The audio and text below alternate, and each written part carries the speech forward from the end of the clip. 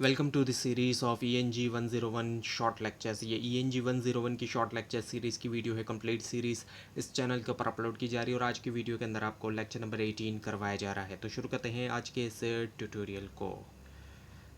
Reading techniques.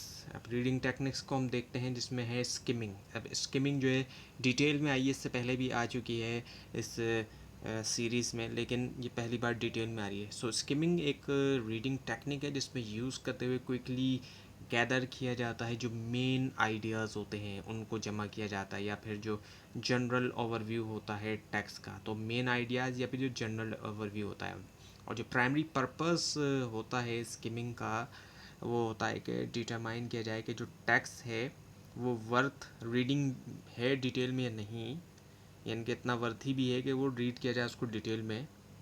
और ये method जो है वो पार्टिकुलरली यूज़फुल होता है जब टाइम लिमिटेड होता है, टाइम कम है और टेक्स्ट बहुत ज़्यादा रीड करना है, या फिर जब रीडर को ज़रूरी होता है कि प्रीव्यू करे डॉक्यूमेंट ताकि अंडरस्टैंड करे उसके रिलेवेंस, कि वो कितना रिलेवेंस डॉक्यूमेंट भी है या नहीं। और इस टेक्निक के अंदर कई सारी स्ट्रेटजीज़ आ जाती हैं, जैसे कि रीड किया जाता है टाइटल को, सब टाइटल को भी, हेडिंग्स को, ताकि सेंस ऑफ टॉपिक जो है वो हासिल किया जा सके। रीडिंग करना इंट्रोडक्शन की, एक तो इंट्रोडक्शन जो है उसको रीड किया जाए, और पहला और जो लास्ट सेंटेंस होता है हर पैराग्राफ का, उसको भी, ताकि कोर मैसेज को कैप्चर किया जाए, आइडेंटिफाई किया जाए वर्ड को जो कि अक्सर हाईलाइट होते हैं बोल्ड या आइटैलिक्स में। ऐसे वर्ड्स आपको दिखाई देंगे अक्सर बुक्स में जो कि हाईलाइट किए होते हैं, बोल्ड होते हैं या फिर आइटैलिक्स होते हैं वो। और साथ साथ जो इलस्ट्रेशन है उनको देखा जाए, जो चार्ट्स बनी हुई हैं, ग्राफ्स हैं, क्योंकि ये वो चीज़ें हैं कि विजुअल तरीके से भी ज़्यादा डेटा को बताया जा रहा होता है कॉन्साइज तरीके से। इसके अलावा जो समरीज होती हैं वो भी प्रोवाइड करते हैं हमें, क्लू जो है प्रोवाइड करते हैं अंडरस्टैंड करने के लिए कंटेंट को क्विकली तौर पे, ताकि क्विकली जो है वो अंडरस्टैंड जो है वो किया जा सके। तो चैप्टर समरीज जो है अगर ये मिल जाए तो इनके ज़रिए एक कंसाइज रिकेप भी होता है मेन पॉइंट का, और ये वैल्यूएबल भी होती है स्किमिंग के लिए। और जो की है स्किमिंग की, जो एक बहुत अहम चीज़ जो है वो ये है कि जो मूवमेंट ऑफ आई है ये बहुत अहम है। आई मूवमेंट ऐसी हो कि क्विकली जो है वो इस तरीके से मूव करें कि जो इन्फॉर्मेशन है उसको, जो मेन इन्फॉर्मेशन है उसको हासिल किया जा सके, एसेंशियल इन्फॉर्मेशन, और हर वर्ड के ऊपर फोकस भी ना करना हो। तो ये टेक्निक यूज़फुल एकेडमिक सेटिंग्स में तो है ही, इसके अलावा बिजनेस एनवायरनमेंट में भी ज़रूरी है, और हर एवरीडे रीडिंग, जब कभी भी रीडिंग करें ताकि एफिशिएंसी के साथ और रीड किया जाए और कॉम्प्रिहेंशन भी हो।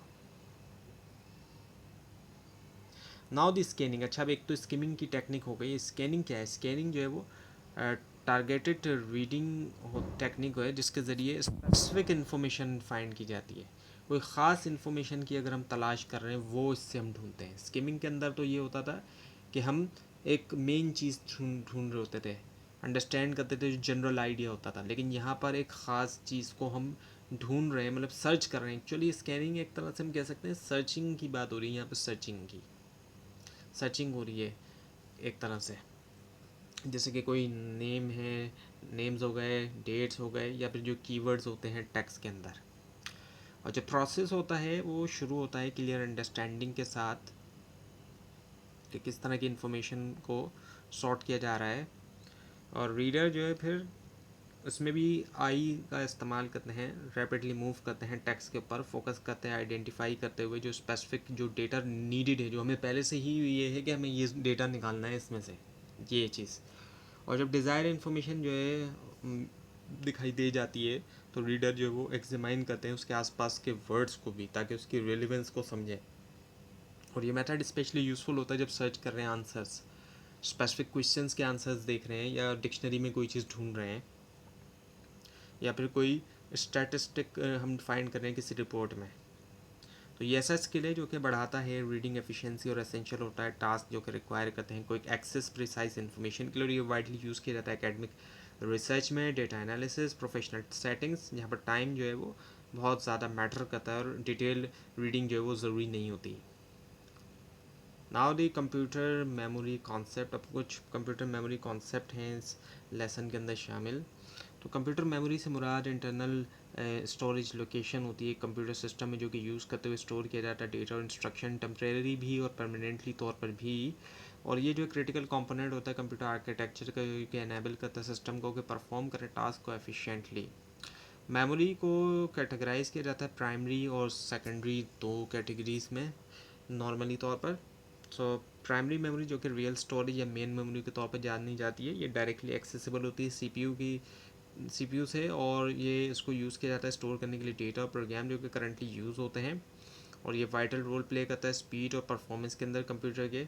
मेमोरी को मेजर किया जाता है यूनिट्स में, जैसे कि किलो बाइट्स हो गए, जहाँ पर ये 1 के इक्वल होता है 1024 बाइट्स के, और हर बाइट जो है उसके अंदर 8 बिट्स होते हैं। और आज के दौर में तो जीबीज़ और टीबी के अंदर काम हो रहा है, यानी कि गीगाबाइट और टेराबाइट्स के अंदर।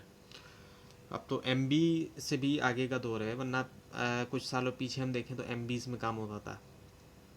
सो अंडरस्टैंड करना इन यूनिट्स को जो है वो एसेंशियल है एवेल्यूट करने के लिए कैपेसिटी और जो परफॉर्मेंस है कंप्यूटिंग सिस्टम की। और ये एफिशिएंट मैनेजमेंट जो है मेमोरी रिसोर्सेज की क्रूशल होती है इंश्योर करने के लिए एप्लीकेशन रन हो स्मूथली और सिस्टम जो है वो हैंडल कर सके मल्टीपल टास्क जो है वो साइमल्टेनियसली तौर पर।